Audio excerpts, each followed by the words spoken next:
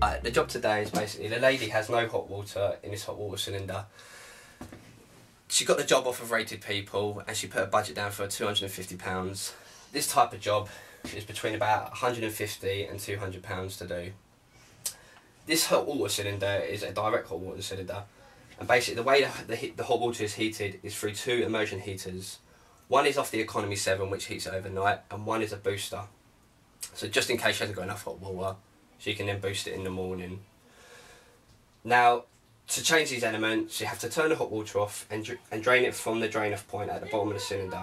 Once it's drained, you can unscrew both immersion heaters, place two new immersion heaters in, and wire them up, and then test.